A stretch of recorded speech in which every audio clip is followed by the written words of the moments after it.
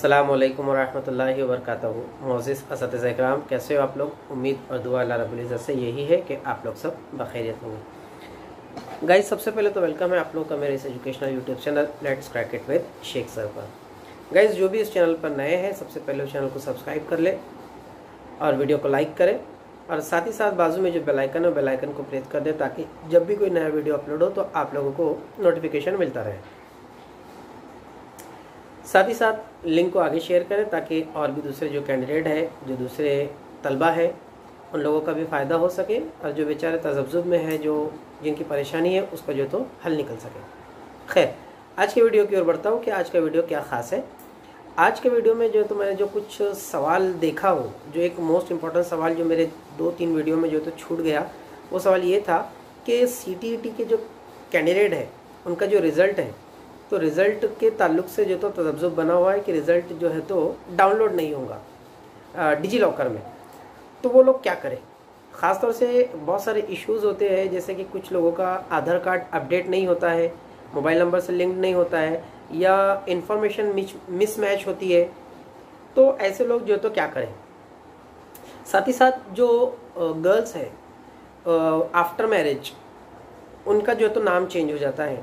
जैसे पहला जो नाम होता है वो फादर के नाम से होता है और डॉक्यूमेंट भी जो होते हैं वो फादर के नाम से होते हैं, लेकिन अब उसके बाद जो है तो शादी होने की वजह से अब आधार कार्ड को जो है तो अपडेट किया गया था और अपडेट करने की वजह से जो है तो आधार कार्ड के ऊपर अब फादर का नाम जो है तो हटकर हस्बैंड का नाम जो तो लग गया है।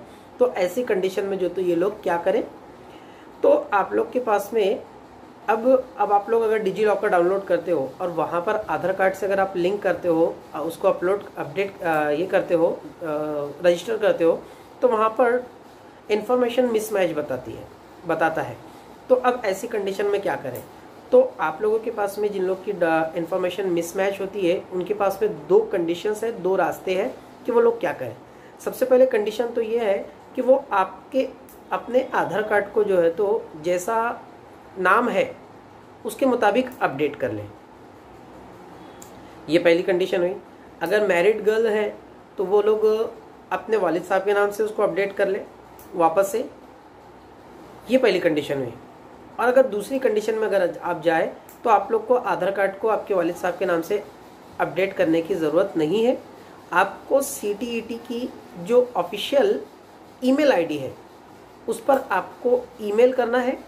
आपकी जो डिटेल है, आपका सीट नंबर, आपका पासिंग ऑफ ईयर, आपके मार्क्स वगैरह, आपका नाम, ठीक, और आपका जो मिसमैच डाटा हुआ है, वो सारी चीज़ों की डिटेल आप लोगों को जो तो उस ऑफिशियल वेबसाइट के ऊपर जो तो इन्फॉर्मेशन के तौर पर जो तो शेयर करनी है।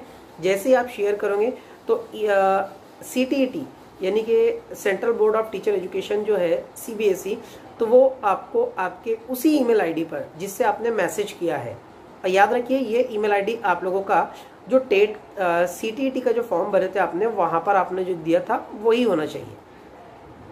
तो उसी आपके ईमेल आईडी के ऊपर आपको CBSE आपका जो सर्टिफिकेट है या आपका जो रिज़ल्ट है, वो रिज़ल्ट आपको जो तो वाया ईमेल आपको वो जो तो शेयर कर देंगे। यानी आप लोग को डिजी लॉकर डाउनलोड करने की ज़रूरत नहीं रहेगी। लेकिन ये आखिरी रास्ता है, ख़ासतौर से जो लेडीज़ है, जो गर्ल्स है, जिनको दिक्कत आती है, ये उन लोगों के लिए जो तो सूटेबल है। लेकिन ये सारी चीज़ें होंगी कब? ये सारी चीज़ें होंगी डिजी लॉकर में सर्टिफिकेट आ जाने के बाद। आप लोग को मेल भी करना है, तो कब करना है? डिजी लॉकर पे सर्टिफिकेट आ जाने के बाद ही आप लोगों को ये सारी चीज़ें, ये सारा प्रोसेस आप लोग को करना है। तो आप लोगों का जो है तो रिज़ल्ट वाया ईमेल आप लोगों को जो तो मिल जाएगा। घबराने की और डरने की ज़रूरत नहीं है, इंशाल्लाह सारी चीज़ें अच्छी होंगी। गाइस, चैनल को सब्सक्राइब ज़रूर कर लें, लाइक करें, शेयर करें और दुआओं में याद रखें। दुआ का तालिब आपका दोस्त, आपका खादिम शाकिर शेख सर। मिलते हैं अगले वीडियो में, तब तक के लिए अल्लाह हाफिज़।